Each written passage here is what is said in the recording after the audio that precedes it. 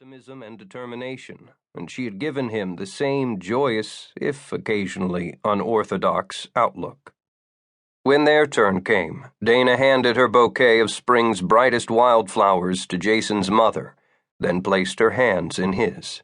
Her eyes shimmered with tears, but there was no mistaking the strength of purpose in their sapphire depths. Her generous mouth curved into a smile that radiated warmth. His voice suddenly choked with emotion. Jason began slowly. Jason, take thee, Dana, to be my wedded wife, all over again. He felt the reassuring squeeze of her hands, and his voice steadied. I thank you for a wonderful year filled with the unexpected.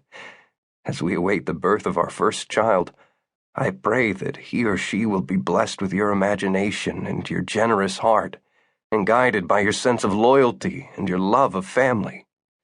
And today, as all of us reaffirm our vows before God and our friends, I promise to love you and care for you and our children all the rest of our days.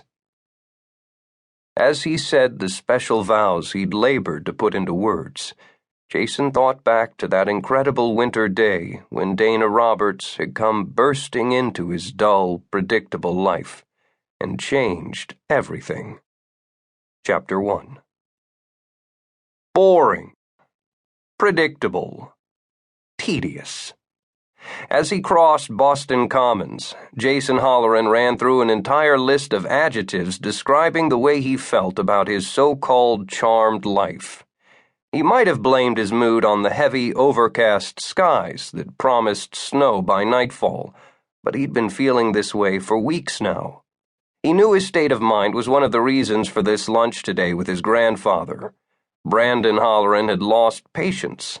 Jason had been ordered to appear at Washington's Tavern at noon on a Saturday for what would no doubt be a stern lecture intended to snap him out of his doldrums. Jason didn't hold out much hope that it would work. At the corner, Jason paced impatiently, waiting for his tall, distinguished grandfather to stride through the weekend throng. The blustery winds cut right through his topcoat, made of Halloran Industries' finest cashmere and wool blend. Shivering, he glanced at his watch and realized that he was early. Brandon Halloran was a creature of habit. He would not appear until precisely noon, and it was now barely 11:30. Another indication of the boredom of Jason's days. After picking up the new VCR he'd ordered earlier in the week, Jason had then rushed to get to the one engagement on his calendar that held any promise of challenge. The VCR weighed a ton, and there was no point in freezing to death while he waited, he decided after several more minutes. So he headed for the restaurant. Inside the overheated tavern, with its elegant antique mahogany bar, gleaming brass fixtures, and private, well-cushioned booths, Jason shrugged out of his overcoat and slid into the booth that was reserved daily for his grandfather's use. A waiter placed a scotch and water on the table mere seconds later. "Shall I bring you something more while you wait?" the dour-faced man inquired. He'd looked exactly the same since the first day Jason had come here with his grandfather nearly 22 years before. Jason had been 6 at the time and had been dressed in his best suit in honor of the occasion. "Another one of these," Jason said, finishing the first drink in 2 gulps. "As you wish, sir." Jason caught the faint sniff of disapproval as the waiter retreated.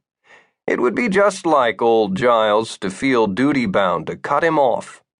Jason's gaze followed the elderly man as he crossed to the bar, his back ramrod stiff as he placed the order. Once assured that the drink would be forthcoming, Jason surveyed the other occupants of the tavern, the handful of people who'd sought refuge from the cold, even though it wasn't quite lunchtime. The usual stuffy crowd. Even on weekends, everyone had an uptight, buttoned-down look about them. He'd decided until his glance fell on the woman at the end of the bar. For the first time in ages, he felt a stirring of interest. Among those dressed in Brooks Brothers' basic black pinstripe and those sporting academic tweeds, she stood out like a vibrant wildflower in a field of grass.